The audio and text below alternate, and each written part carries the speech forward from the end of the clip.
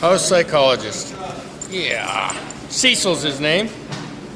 There, I'll take you through.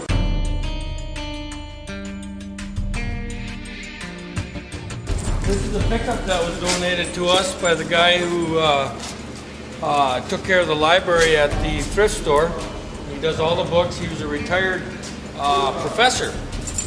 And he donated us a pickup to haul stuff back and forth. Fantastic. So we've been working on getting that all tuned up. Looks great. And What is it? Ford F-150, 89. 1989. Yep, it's got fuel injection on it, 302 fuel injected. New brake line, everything's gone through. It's just like a new little truck. It's just been beat up because it's on his farm. Yeah, absolutely. Looks great. Couple fridges in here for the guys to stock it up and have fridges, a couple of washers, a couple dryers. And are these all hooked up? They're hooked up and running, full. This will be a handicapped room. The furnace will be all enclosed off, and we'll have 3 handicap beds in here Oh, all for right. handicap guys. That's what Okay. this is going to be, a ground floor handicapped room. Okay, and that would be because it's ground floor. Yeah, Okay, great. yeah. Fantastic. And then we really want to try and meet the veterans' needs. Oh, Man, absolutely. you wouldn't believe how many guys are coming back right now from overseas with post-traumatic stress syndrome, Right. limbs blown off, all kinds of things, and Yeah. so there's a huge need for that right now. All right. Well, this is a great place because they have a door right out. Oh, Yeah. right out here. Huh? Yeah, and we'll be putting a door in right there, Oh, okay. so Great. they'll be able to go right outside. They'll have that'll be open. There'll be a hallway outside there, and then we're gonna have big shower room and All right. bathroom and stuff for them. Fantastic. That first bay that we're at, that's gonna be the dorm. Oh, The dorm will be in there. Then the rest of it will be open for bringing in the stuff from the thrift store. All get dropped off here eventually. We'll go through it and we'll take it over there as it's needed and in the cleaned up and fixed up and organized. okay. And so the guys will be able to do that are here. That as are far here. as residents. Yeah, that'll Okay. be part of the things Fantastic. that they'll do. Okay. Okay, like this is mine, and just understand that we just started moving in. Everything's Okay. piled in here right now. We All closed right. down the house. But the offices, I mean, look at the wallpaper on them. They were done real nice. Very nice. Real nice. And so that these were already done before you moved in, or is The this offices were done. Okay. Yeah, we just had we got the hospital beds from Emmanuel Nursing Home. They donated the beds to us, and the dressers, all stuff's been donated. So a room like this will hold two guys. Two guys. All right. Yep. This is a single room. This is Dan, one of our guys, All right. and he moved in all his stuff, got it all set up. Hey, this is a pretty neat cross. Beautiful cross. Got the nails going on. All right. Yeah. Something's got a bust to it. Yeah. So this is the only single room there is. He's All kind right. of the groundskeeper, custodian, All right. and this is like a dorm setting room. So All right. we brought bunk beds in so we can fit as many guys in here. Emergency basis, you know. We got a couple guys that work on Perkins. They're in the bottom bunk. Another guy from Montana that'll be on the bottom. And then the top bunk for right now will be like their closet where they can store stuff. Okay. Some of these guys, it's all they got. They're carrying it with them, you know. Yeah. So we try to have a place for them to put their stuff, and we'll get lockers set up downstairs. And here's another room here. Let me show you this room. This one's a little more set up. Another room. This is a guy from Montana and one from Seattle, Washington. So we give them all a little TV and DVD player that can watch movies right now, and until we get some kind of cable or dish in here for them. And these guys pay to stay here. Yeah. Okay. Well, they make donations. Okay. We They don't charge have- them nothing. They voluntarily make donations. And they have. Are they working here? They do. Here in town? One of them, no. Oh. They're both on disability. Oh. But one of them works in the shop on all the shop stuff and helps us haul stuff, and the other guy does dishes and cleans the floors and anywhere we need them. This is going to be the reception area where they come in and check in. So it'll be all plexiglass across here with a door, and that's where the people will be standing to check in. We do the plexiglass because it protects them, because if for some reason we can't take them, you get some owly guys and they can't get at the person behind the desk. This will be like our media center where we'll set up a computer and the guys can strictly just go on there and make resumes, do some job searching, that kind of thing. All right.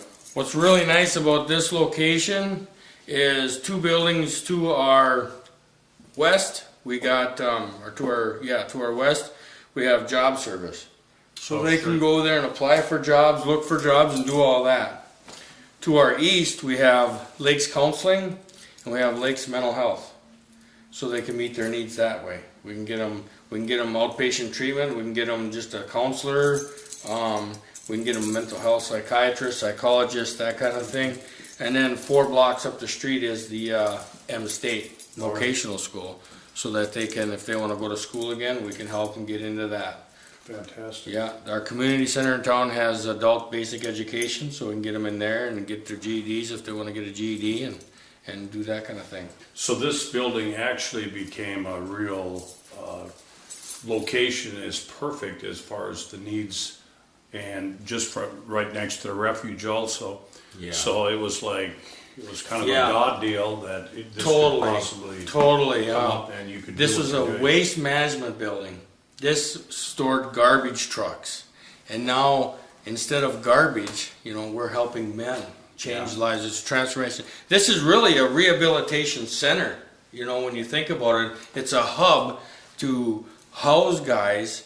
We're talking transients, felons, just people like one of our guys, Dan. He was out of work, lost his job, was burnt up or done, no work. He didn't have no place to go. Rent was due, and the landlord said you got to go. So we were able to bring him in, ask him to come on board and help us with the keeping the place up, and he's come on board and been very helpful. And we did that to justify bringing somebody in before we were open. Yeah. We'll give them a title, we'll bring them in. Then we brought the state fire marshal in, and the state fire marshal said, if you have 5 rooms or less, you don't have to have your board and lodge. All right. So you could open it up. We could open it up sooner. We just didn't know. So in Detroit Lakes and probably other towns that have any type of decent size, 5,000, you're going to have people that are going to need a place to stay. And I know in Thief River Falls, there's several young people that I know that could really use a place to stay and then get mentored in the things that they need to find out about, and especially with the areas that you're in here with the vocational school. It's about a perfect place for this type of program. Walking distance to everything. Very And we good. don't want to just be a Band-Aid. We want to be more than that. So we want to lead these guys. We want to guide them and direct them in a path of not only righteousness, but on getting back on track and getting their lives put back together. So we're not just a Band-Aid. We're a little more of a long-term fix. We want to get them to be productive members of society again. Bring back their dignity. Give them morals and values that have been let go in their life because they just went into their life of drugs, alcohol, crime. And they get stuck in that rut. You get in a rut, and if you don't do anything to change it, there you're going to stay. So we really move towards, let's get some goals, short, medium, long time. What are your dreams, your real dreams? No matter how crazy they sound, we say, let's get it out. If it's making feather dusters and wanting to market it, whatever it is, we ask them to encourage them. Put it on paper, let's see it, and what can we do? One of the greatest things about the refuge is that we have a gift. Mel and I and other people, we can spot what somebody's gift is. And then 9 times out of 10, there's a way that we can get them to walk in their gift right here through the refuge, the Compassion House, or the thrift store. The nice thing about our location also is it's 2 buildings away from the refuge. It's 40 yards. So they can walk right over to the refuge, get 3 meals a day, get a shower, get ministered to, get counseled, and that's what we really want to do. We want to mentor these guys. Yeah. Well, this is a fantastic program, and I can see that being from Thief River Falls and just the need in northern Minnesota and beyond. Talking with Mal and Shirley several years ago, them talking to me, I didn't think that we had that type of need in northern Minnesota, but they certainly have shown the need to have this type of facility, and also for training men and women to really find the call of God in their life. And I do believe that every person has a call of God in their life, and that if as bishops or as ones that are overseeing, we're wanting to pull that out. And you see that it's happening here in Detroit Lakes. And hopefully that if you're listening to this, wherever you're at, that it could be maybe something on your heart that you would want to put together in your city. So this is a fantastic deal. Thank you so very much for the interview.